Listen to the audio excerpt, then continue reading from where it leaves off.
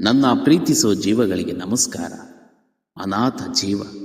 ನಿಜವಾಗಿ ಅನಾಥರು ಯಾರು ಹೇಳಿ? ಇಲ್ಲಿ ಒಂದಲ್ಲ ಒಂದು ತರಹದಲ್ಲಿ ಎಲ್ಲರೂ ಅನಾಥರೇ. ತಂದೆ ತಾಯಿ ಬಂಧು ಬಳಗ ಇಲ್ಲದವರು ಮಾತ್ರ ಅನಾಥರಲ್ಲ. ಎಲ್ಲರೂ ಇದ್ರೂ ಎಲ್ಲ ಇದ್ದು ನೆಮ್ಮದಿ ಇಲ್ಲದೆ ತಮ್ಮ ಕಷ್ಟಕ್ಕೆ ಸ್ಪಂದಿಸೋರು ಯಾರೂ ಇಲ್ಲದೆ ಒಬ್ಬಂಟಿಯಾಗಿ ಹೋರಾಟ ಮಾಡ್ತಾ ಇರ್ತಾರೆ ನೋಡಿ, ಅವರು ಕೂಡ ಅನಾಥರೇ. ಇನ್ನು ಹೀಗೆ ಸಾಕಷ್ಟು ಕಾರಣಗಳಿವೆ ಅನಾಥರು ಅನಿಸ್ಕೊಳ್ಳೋಕೆ. ನೋವುಗಳ ಸಾಗರದಲ್ಲಿ ನಿಂತು ಸಾಕಾಯಿತು ಅಂದರೆ ಹೇಗೆ? ಸಾಗರದಂತಹ ಕಷ್ಟಗಳಿಂದ ಆಚೆ ಬರಕ್ಕೆ ಪ್ರಯತ್ನ ಮಾಡಿ, ಸಾಯೋಕ್ಕಲ್ಲ. ನಿಮ್ಗಳಿಗೆ ಬುದ್ಧಿ ಹೇಳುವಷ್ಟು ದೊಡ್ಡವನಂತರೂ ನಾನಲ್ಲ. ನನಗೆ ತಿಳಿದಷ್ಟು ಹೇಳೋ ಪ್ರಯತ್ನ ಮಾಡ್ತಾ ಇದ್ದೇನೆ. ಪ್ರಯತ್ನ ಅಂದ ಕೂಡಲೇ ನೆನಪಾಯಿತು.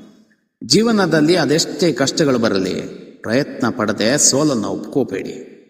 ನೋಡೋರಿಗಾಗಿ ಜೀವಿಸ್ಬೇಡಿ, ನಿಮ್ಮೊಟ್ಟಿಗೆ ಬಾಳೋರಿಗಾಗಿ ಜೀವಿಸಿ. ಹಠ ಇಲ್ಲದೆ ಇರೋ ಹೆಣ್ಣಿಲ್ಲ, ಚಟ ಇಲ್ಲದೆ ಇರೋ ಗಂಡಿಲ್ಲ ಅಂತಾರೆ. ಹಠ ಮತ್ತು ಚಟ ಇರಲಿ, ಆದರೆ ನಿಮಿತ್ತವಾಗಿರಲಿ. ಯಾವುದೇ ಆಯಿತು, ಬಹಳ ಆದರೆ ಬಾಳು ನರಕ. ಸರಿ, ಟೈಮ್ ಆಯಿತು. ಎಲ್ಲರೂ ಹುಷಾರಾಗಿರಿ.